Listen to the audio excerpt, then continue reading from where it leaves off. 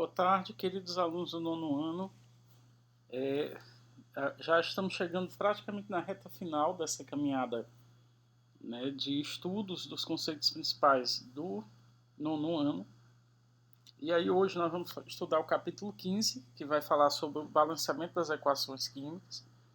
Mas aí, para a gente entender, pessoal, todo o processo químico, né, nós temos trabalhado com vocês até então, que ele é representado por uma equação. Aí vocês me perguntam, Ellison, essa equação é semelhante às equações matemáticas? Aí eu respondo, pessoal, sim. Né? Por que sim?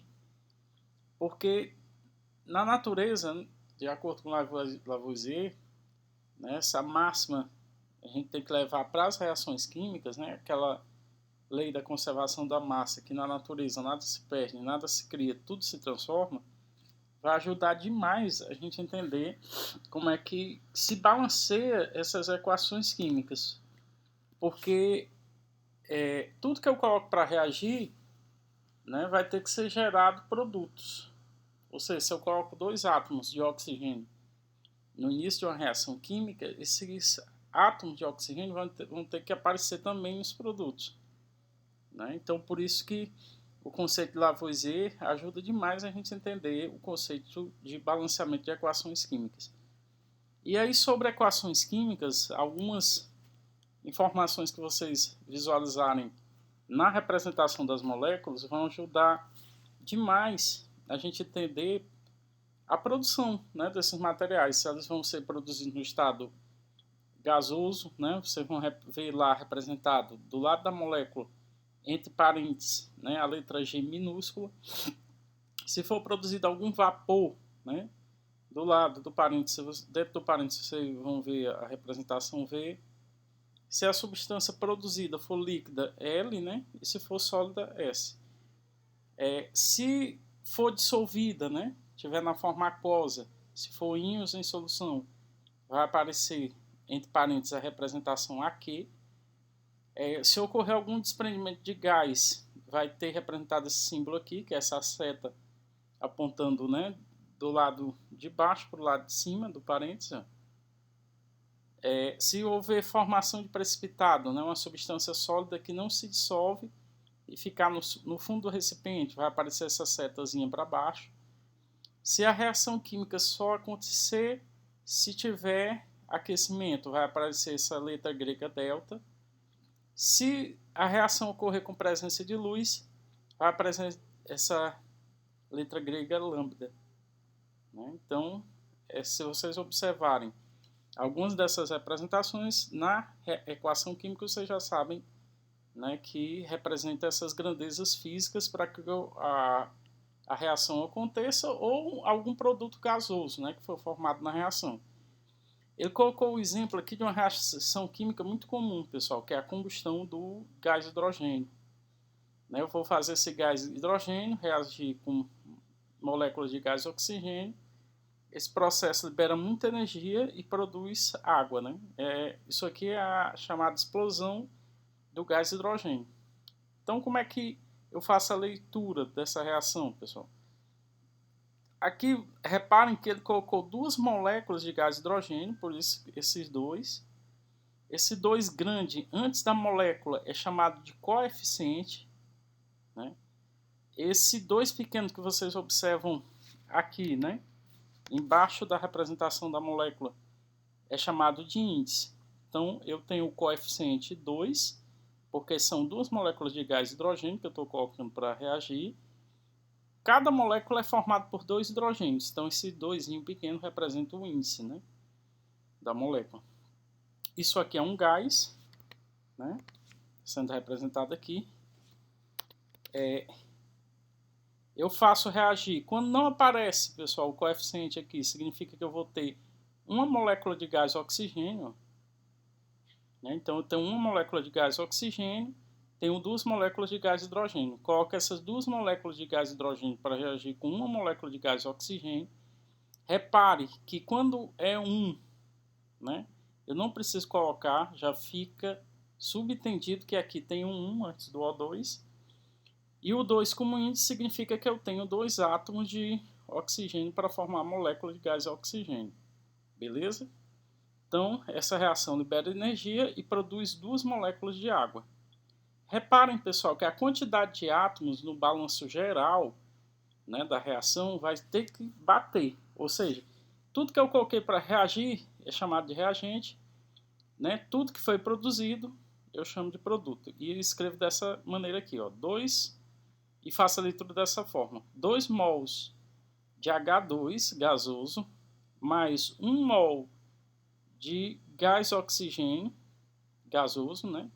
Libera energia e produz 2 mols de água.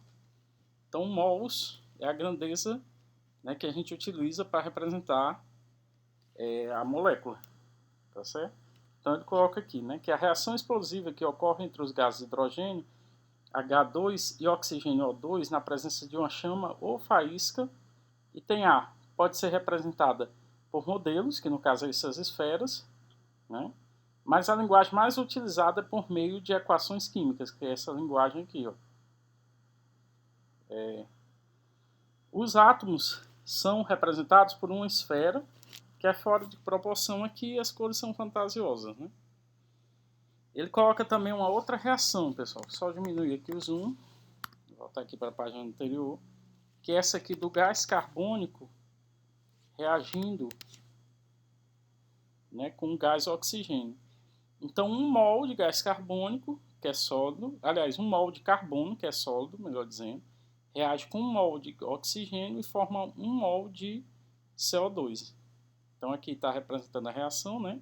O átomozinho de carbono reagindo com a molécula de gás oxigênio, produzindo o produto. Isso aqui, pessoal, é a reação que representa a queima do carvão. O carvão é basicamente carbono, então eu vou ter oxigênio, carbono, eles reagem, libera energia na forma de calor, né, e libera o gás carbônico para a atmosfera. É por isso que a queima de qualquer material ela é ruim para o meio ambiente, porque aumenta a quantidade de gás carbônico sendo liberado para a atmosfera, né? Aí causando, aumentando o efeito estufa, enfim. Aqui no livro, pessoal, ele faz uma representação interessante para a gente. Só diminuir aqui o zoom. Ó. Os índices, né? Quando não vem, você já sabe que é 1. E o coeficiente também, quando repararem que não vier, significa que é 1. Então, a fórmula da água, H2O, significa que ele tem 2 hidrogênios, né? Porque o índice aqui é 2, tem 1 oxigênio, né?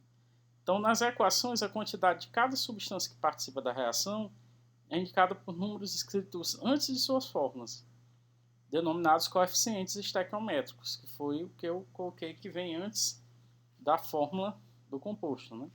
Que devem ser os menores números inteiros possíveis. Quando o coeficiente for igual a 1, não é obrigatória essa indicação. Foi o que nós vimos, né? Essa reação aqui, ó. Vou pegar essa aqui. Um átomo de carbono, 1C, reage com uma molécula de gás oxigênio, 1O2, produzindo 1 CO2. Então, todo esse 1 aqui que eu expliquei, que era o coeficiente, não precisa eu indicar porque o 1 já fica subentendido que é 1 mesmo. Então, fica C mais O2 produzindo CO2. Aqui, né, pessoal, eu vou ter, ele colocou um exemplo de uma reação química, CH4, 1 CH4 mais 1 O2 produz 1 CO2 mais 1 H2O. Se vocês repararem, pessoal, aqui a equação química não está balanceada, por quê? Porque se eu contar a quantidade de átomos, né, eu vou ter um carbono do lado dos reagentes, vou também do lado dos produtos, que é depois da seta, tem um carbono, então tá beleza. Tenho 2 oxigênios do lado dos reagentes, 3 oxigênios do lado dos produtos, então aqui tem alguma coisa errada. E eu tenho que igualar. Como é que eu faço para igualar eles? Eu vou atribuindo números para multiplicar os índices de cada molécula dessa e igualar a quantidade de átomos, tanto do lado dos reagentes quanto do lado dos produtos. Se eu colocar aqui um CH4, vai ficar um carbono, porque eu multiplico o índice aqui do carbono, que quando não aparece um índice eu já sei que é 1. Então vai ficar 1 vezes 1, 1 carbono. 1 vezes 4, 4 hidrogênios do lado dos reagentes. E aqui se fosse 1, né, ficaria 1 vezes 2, 2 hidrogênios. Então não ficaria igual. Vamos tentar colocar 2. Né? Se eu colocar 2 aqui antes da água, né, do H2O, vai ficar 2 vezes 2, 4. Aí eu igualo a quantidade de hidrogênios. Só que esse 4 vai multiplicar esse 1, que é o índice aqui do oxigênio. Então vai ficar 4 vezes 1, 4. E aqui na fórmula do CO2 também tem 2 oxigênios. Então ficaria 4 mais 2 oxigênios. Daria 6 oxigênios.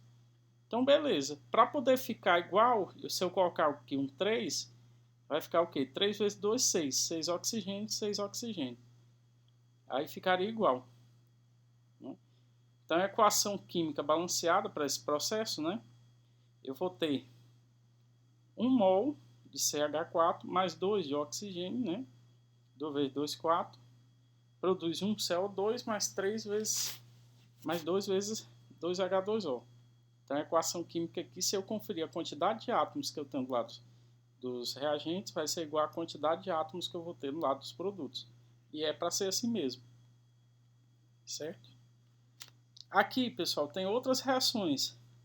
Por exemplo, aqui é a decomposição do dicromato de amônio, que aí produz N2, CR2O7 e H2O, que aqui é gás nitrogênio, dicromato e água. Né? E aí, o que acontece? Eu tenho que conferir se a quantidade de átomos que tem nesses reagentes é igual a que tem do lado dos produtos. Vejo que se for 1 aqui, sendo o coeficiente 1 para cada molécula, não fica igual. Então, o correto é o quê? Se eu multiplicar isso aqui por 1, por 1, por 1, se eu multiplicar aqui por 4, aí eu igualo a quantidade de átomos, tanto do lado dos reagentes quanto do lado dos produtos. E assim toda a reação química, pessoal. Esse processo aqui, ó, que é o processo que foi desenvolvido por Harvey Bosch, né, lá em 1935, que é um processo muito interessante do ponto de vista de produção de fertilizantes, né, que é a produção da amônia, que é o NH3. Então, N2 mais H2, NH3.